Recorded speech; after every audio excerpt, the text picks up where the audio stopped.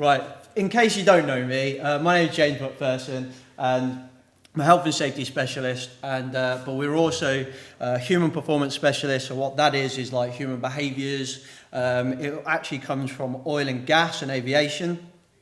So we take a lot of stuff they do in there to try and reduce human error, and we try to bring that over into normal work, was what we call it. We're also fire safety specialists as well, having background in the NHS, in hospitals, and also housing as well, which is a really interesting space at the moment. But where this all kind of started was Rebrand and Safety, which is a podcast and a YouTube channel. And that started about 5 years ago, and has actually become quite popular. The whole notion of it is to try and change the brand of safety. People go, health and safety, QI role and so on. Fast forward 5 years later, that started, led on to Fluent, which is a consultancy, which actually tries to walk the walk of what we've been talking about in rebrand and safety. The whole reason why we do that is because this image here on the left-hand side of the screen is a screenshot from an Instagram story from UK trade skills courses, which is stereotypically how safety is being portrayed. That guy looks to be working in a finished property, which pretty much has very little risk, yet is absolutely covered head to toe in PPE. It's completely unnecessary. And that is really how safety is portrayed. And that is how safety is kind of actually practiced. And how it's kind of done is pretty much just, we collect a load of badges, like we're in the Scouts again. So you'll go to a business and they'll have ISO this and ISO that, SSIP this and SSIP that, and have loads and loads of badges, which we'll talk about whether they actually mean anything later on, or they might have some high-level statements like safety is our top priority, or safety 100%, which frankly is just complete bullshit. No company has safety at the top of their priority. Probably only one company in the world should have it, or in the UK at least, should have it as their top priority, probably the enforcer.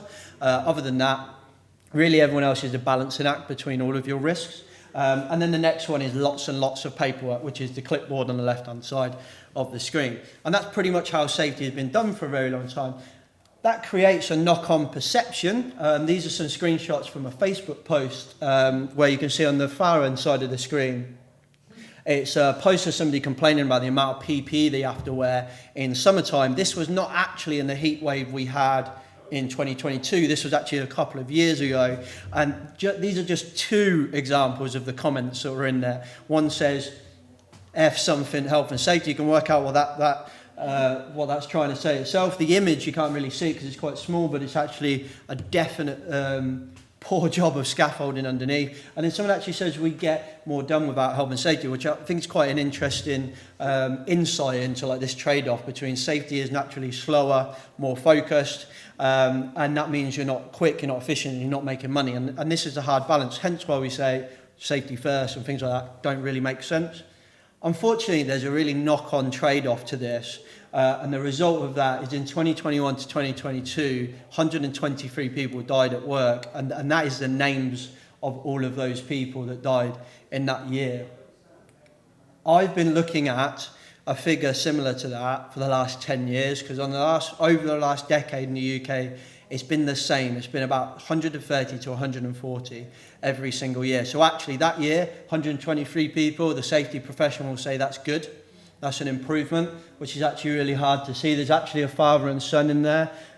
Think third row down to the far left, see David Bottomley. Then on the next one, Clayton Bottomley is 17. So his dad, age 54, and his son, age 17, were on a construction lift that failed, and they both unfortunately fell to their death. Each one of these is a really horrific story, no matter who it is or what it is, but I think it's just really helpful and insightful to think that the last few slides is how we talk about safety and how we think about safety, but ultimately, how do the people that are related or know these people think about safety? And as a result of that, we started Rebrand and Safety, kind of for those people, for those stats, but also just to really change the brand and the way that people think and talk about safety. It turns out quite a lot of people resonated with that. We're actually just shy of 4,000 subscribers now, which I think for a safety channel is just madness. So 4,000 people subscribe on the YouTube channel. The podcast is a little bit bigger. It's around 5,000, which is really nice. And we really try to hit a different style, a modern YouTube style, with the thumbnails and so on, and it's still a learning art. And this top one there, safety unboxing. Don't know if anybody watches Casey Neistat on YouTube, but he used to do mail time. I've always wanted to do that, but no one sends a safety guy free shit. Finally, we did get a box of free stuff, so we managed to do an unboxing. So it's like one of my proudest videos, and we got a proper video editor to do that video, and it's just one of my favorite videos now. That again has become recognised wider within the safety profession for the last 2 years in a row. Was voted as a top influencer, most influential individual in safety 2 years in a row, and also the podcast is the top 10 health and safety. Then we started doing Fluent, and we started working in the business world, and thinking this is going to be a hard slog. But then in our first year, we won the Young Business Person of the Year, of which Kerry was with us. Thank you very much. But there was a nice recognition from the business community that actually they were kind of resonating with this approach as well. So what is this approach that we're talking about? Well, actually, one of the things we say at Fluent is we actually don't want people to be safe, because safe to date has meant, like I've said, collecting badges and paperwork that actually doesn't really do much within your organisation. And that then creates a false sense of safety. I know loads of companies think they're phenomenally amazing because they've got ROSPA Gold Awards or ISO 45001 or whatever badge it is, and actually in real life they've got no idea what the working reality looks like. So we actually try to help businesses be a bit smarter. We talk about risk management, we don't talk about safety. So we want you to be smart, we want you to understand what work really looks like, we want you to understand what your job actually is. And we want you to design in success, not really hope for the best, which is what most businesses do. They just kind of hope that the worst doesn't happen. Has anyone in the room heard of Deepwater Horizon? If you haven't heard of it, you can watch a film which is not very much like the real case, because Mark Wahlberg is just muscly and running around and saving everyone. But in the real life, Deepwater Horizon is a really interesting case study. So in April 2010, in the Macondo prospect, there was a blowout that caused a big explosion on the rig. It killed 11 crewmen, but the fireball was actually visible 40 miles away. So it just shows you how big that fire was. But the big shock here was that it actually sank and left the well just gushing with oil, and to date is the biggest oil spill in history. It's an absolute massive incident. Really, really interestingly, there were 2 BP executives on the rig that day.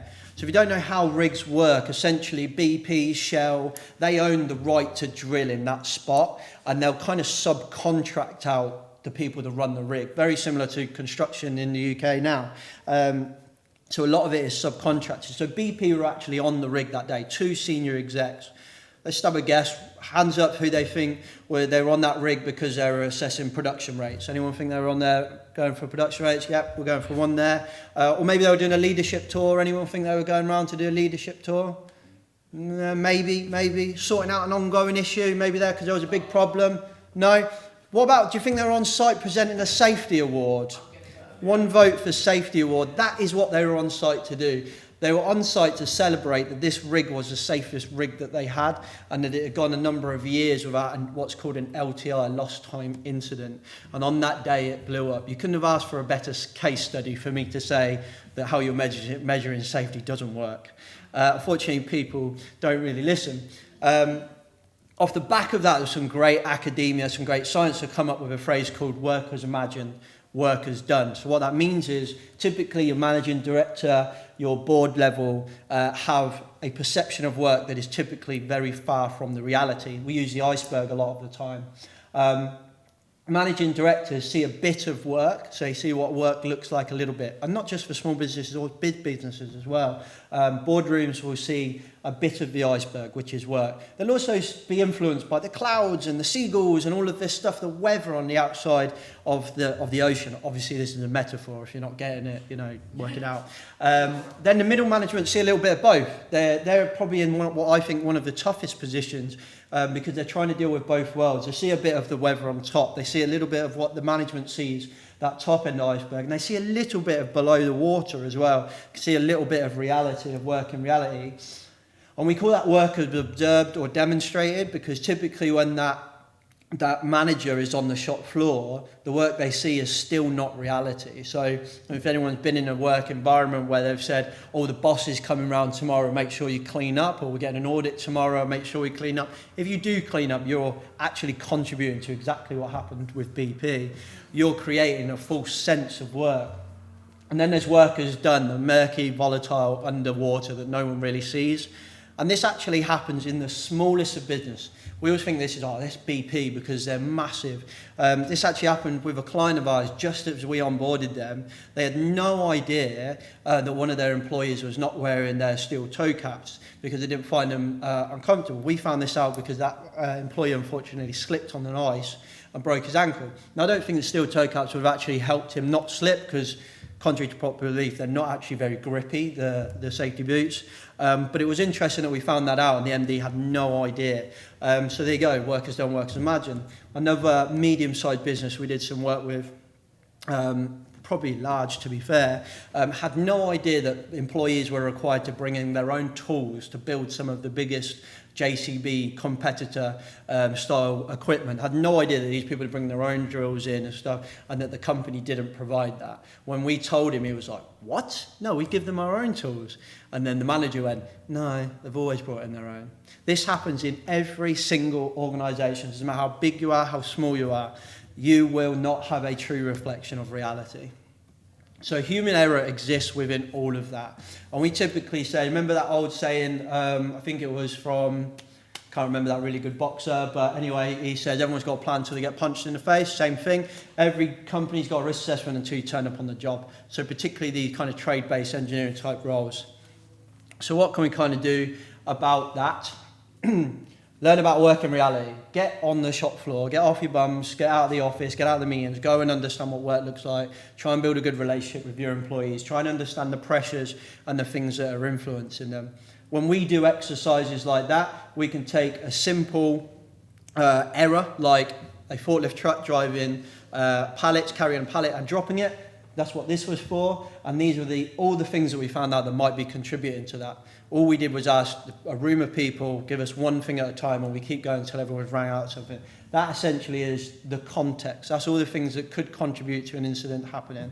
But we think it was just Bob driving like an idiot. It's just Bob being an idiot. It's not. Bob actually comes to work 9 times out of 10 to do a really good job, and this is kind of where risk Fluent start to stand out. We can also understand how an organisation thinks. They think, in fact, to balancing all three of these, economic failure. We want to make sure we pay everyone and make sure we make profit. We want to make sure we do a good job and make sure we do it safely. As an organisation, we're trying to balance all three of those. So things like safety first doesn't make sense. It's just a knee-jerk reaction. We're actually trying to balance all those things. We need to make money. To lay everyone off would probably be equally as upsetting to having a serious incident. Humans have 2 types of brains, so we can start to build an awareness of how the human thinks and how the human works. We have slow brain, which is where we're really slow, we're really critical. We think about things, we've got a high level of self-awareness, but it is slow. And we don't really want to be in that all the time. It's also very exhausted. If you've been around the Expo today, you'll be in slow brain a lot of the day. So when you get home tonight, you'll be absolutely exhausted. Fast brain will be tomorrow when you're back doing your normal work and you're not really concentrating, you're just getting the job done. When you're driving home, that's fast brain, autopilot. You've been doing that drive all day long, all year long, whatever. So you know exactly what to do. That's from Daniel Kahneman. His book is really good. Don't listen to it on Audible. The guy that narrates it is phenomenally boring. So you can start to think about those stuff. You can also start to think how teams perform together, their attitudes, and think about failing safety and building layers of safety. High performance typically is 3 things: having a clarity of what we're doing and what I'm doing and what you're doing within that team, being motivated to work for the company, motivated to do that job, maybe even motivated for that customer, and feeling psychologically safe, which is feeling safe to speak up, feeling safe to say, there's something not right with this job, or I don't agree with that idea, boss. One of the things you can do right away, no matter where you are in your organisation, but particularly if you're a senior leader in your organisation, is think about your own attitude. There's something called Batari's box, which I think is a really simple thing that we can all take away. My attitude affects my behaviour. My behaviour then affects your attitude, and your attitude affects your behaviour. Your behaviour then affects my attitude, and so on. So you can really start to see how you turning up in a bad mood can then spiral, and you end up having a phenomenally bad day. If that happens again and again and again, that eventually just becomes your culture. When we talk about risk management, we think about building layers. Start at the top of that triangle. Try not to do the job. Try to avoid it. Obviously, we can't do that most of the time. We need to get the job done. So can we do it in a different way? Typically, we can't do that. After that line, try and build layers of all of this stuff that we've talked about. And a really good example of that would be COVID. This is called the Swiss cheese. Sorry, I'm moving away from the mic. But this is called the Swiss cheese model. So I don't know if anyone saw this, but essentially you can see the virus on the left-hand side of the screen and the person on the other side of the screen, or left, right, the virus one, person the other. And the virus is kind of getting weaker and weaker as it goes through each of these layers of mitigation. And that's layers of safety. It's layers of risk management, so to speak, physical distancing, masks, so on and so on and so on and so on. And you can do the same thing in your business, no matter what the risk is, but COVID was such a good example of how the government did build layers of safety. So when we were all bickering about how effective or non-effective masks were, it was kind of a pointless conversation to have. It was one of many. So this ineffectiveness or effectiveness is kind of a pointless argument. It's meant to be a complementary factor. So essentially what we like to say is that smart businesses, they're not safe, they're risk fluent. Thank you very much for listening.